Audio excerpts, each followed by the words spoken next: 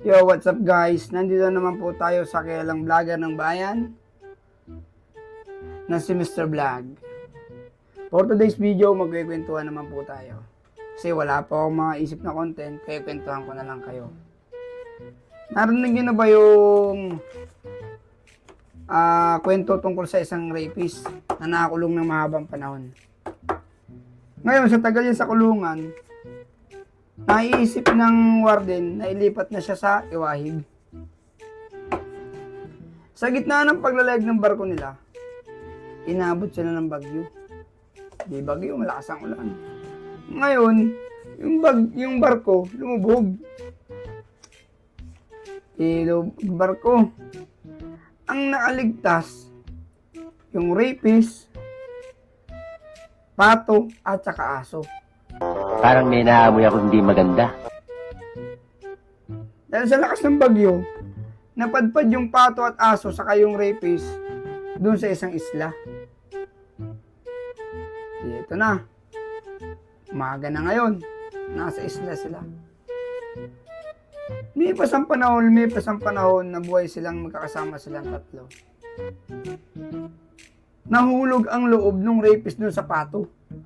Oh my God! Wow! Ngayon, siyempre, gusto niyang dalihin yung pato.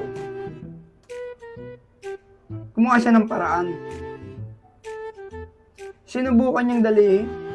Kaya lang, nagpaparapapalag talaga yung pato. Kwak, kwak, kwak, kwak! Sabi ng pato. Ngayon, pag narinig siya ng aso na nagkwak, kwak, kwak, sinusugod siya ng aso. Kinakagat yung rapist ng aso para di niya matira yung pato. Pinagtatanggol nung aso yung pato para di ma-rape.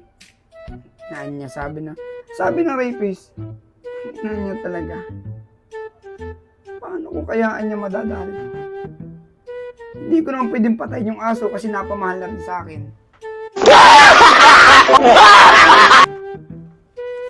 Isip siya ng paraan.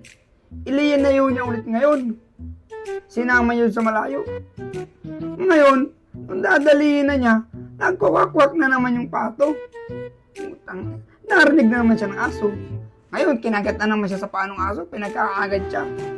Hindi niya ngayon madali yung pato. Lumipas pa ang panahon, meron namang isang barko na naglalayag. Ngayon, sa kasamaang palad, inabot na naman ng bagyo. Lumubog naman yung barko, pero merong isang nakaligtas. Isang babaeng magandang-maganda. At kagandahan palad niya, doon naman siya rin napunta sa islang tinitirhan ng aso, pato at ng rapist. Isang umaga, pagising ng lalaki, nakita niya yung babae sa dalampasigan, nakahiga. Saktong lalapitan niya, nagising yung babae. Ang ganda, sexy. Talaga naman, kung sa ganda talagang mas maganda pa kay Ibana. No! God, please, no! Eto na ngayon. Natakot yung babae sa kanya. Ang sabi ng babae, "Naku po, maawa na po kayo sa akin. Tulungan niyo po ako. Lahat po gagawin ko. Huwag niyo lang po akong sasaktan. Lahat po gagawin ko para sa inyo. Huwag niyo lang po ako sasaktan." Parang may naamoy ako hindi maganda. Sumagot naman ngayon yung rapist. "Sigurado ka? Ha?" Sa wakas, sabi ng rapist, sa wakas, matutupad na. Matagal ko ng panalangin. Halika rito. Tinawag niya ngayon yung babae. Sumama ngayon yung babae. Halika dito, dumito ka. Eto na ngayon. Pagsama ng babae, sabi ng lalaki, eto na. Matutupad na ang matagal kong inaasam. Mangyayari na.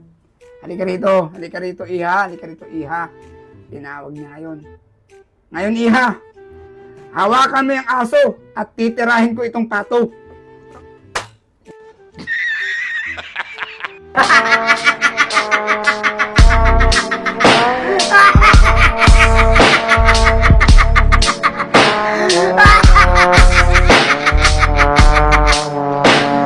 Yun ang nangyari.